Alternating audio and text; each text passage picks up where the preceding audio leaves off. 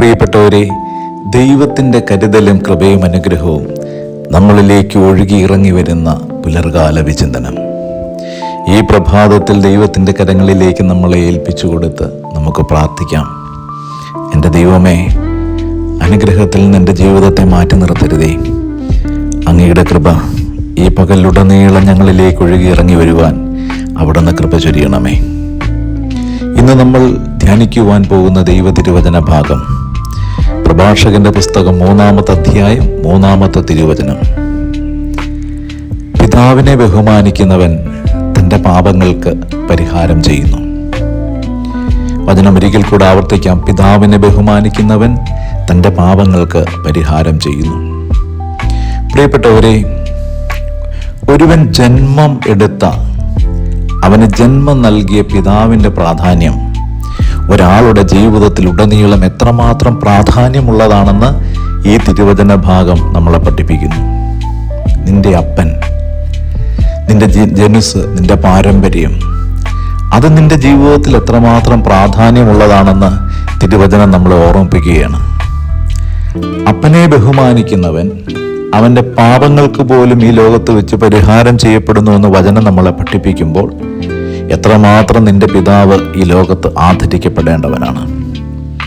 എല്ലാ മനുഷ്യനും ജീവിതത്തിൽ ഏറ്റവും അധികം സ്നേഹിക്കുന്നത് ആരെയാണെന്ന് ചോദിച്ചാൽ അമ്മയെന്ന് മറുപടി പറയും. കാരണം ഒരുപാട് ത്യാഗത്തിൻ്റെയും ഒരുപാട് കഷ്ടപ്പാടിൻ്റെയും കണ്ണുനീരിൻ്റെയും ഒക്കെ കൂമ്പാരമാണ് മാതാവെന്ന് പറയുന്ന ആള്. പക്ഷേ ഈ മാതാവിനോടൊപ്പം ജീവിതത്തിൽ ഒരു കുഞ്ഞിൻ്റെ ജന്മം മുതൽ ആ കുഞ്ഞിൻ്റെ പരിപാലനം വരെ ആ കുഞ്ഞിന് വേണ്ടി അക്ഷീണമായി പരിശ്രമിക്കുകയും അക്ഷീണമായി കഷ്ടപ്പെടുകയും ചെയ്യുന്ന മറ്റൊരാൾ കൂടെ ആ കുടുംബത്തുണ്ട്.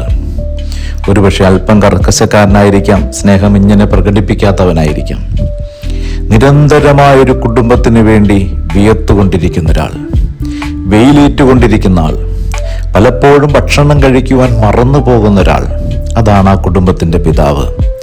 അപ്പോൾ തൻ്റെ പിതാവിനെ ബഹുമാനിക്കുവാൻ കുഞ്ഞുങ്ങൾ ചെറുപ്പകാലം തൊട്ടേ പഠിച്ചുകൊണ്ടേയിരിക്കണം. അത് പഠിപ്പിച്ചു കൊടുക്കേണ്ടത് ആരാണ്?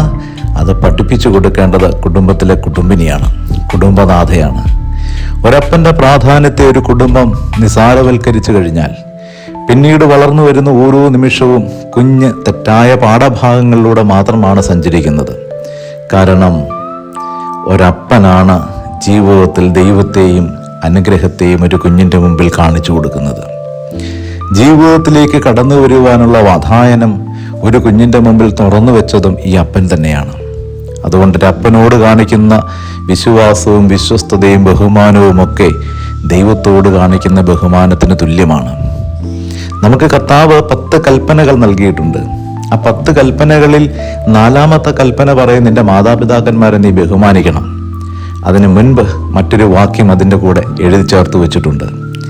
നിനക്ക് ലഭിച്ച മണ്ണിൽ നീ ദീർഘായുസ്സോടുകൂടെ വസിക്കുവാൻ നീ നിന്റെ മാതാപിതാക്കളെ ബഹുമാനിക്കണം.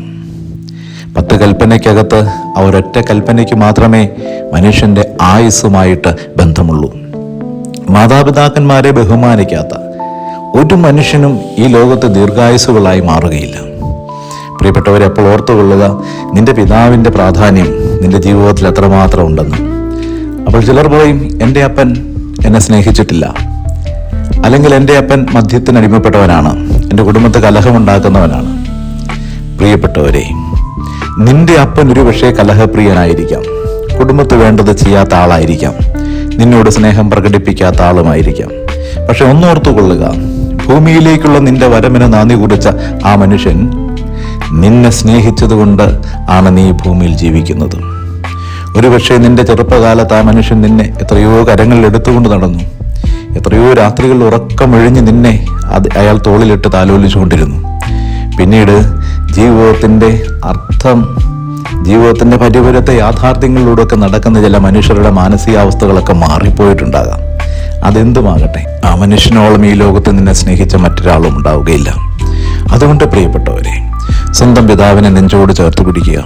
അമ്മയെപ്പോലെ തന്നെ അയാൾ നിന്റെ ജീവിതത്തിൻ്റെ ഉത്ഭവത്തിന് കാരണക്കാരനാകയാൽ ദൈവത്തിൻ്റെ പുസ്തകത്തിൽ പേരെഴുതപ്പെട്ടവനാണ്. ഈശോയെ, എൻ്റെ പിതാവിനെ നിന്റെ കരങ്ങളിലേക്ക് ഏൽപ്പിക്കുന്നു. എൻ്റെ പിതാവുമൊത്ത് എൻ്റെ മാതാവുമൊത്തുള്ള ജീവിതങ്ങളെ ഓർത്ത് സന്തോഷിക്കുന്നു, അങ്ങേക്ക് നന്ദി പറയുന്നു. എന്നും അവരെ സ്നേഹിച്ച് മുൻപോട്ട് പോകുവാനുള്ള കൃപയും കരുത്തും എനിക്ക് നൽകണമേ. ആമേൻ.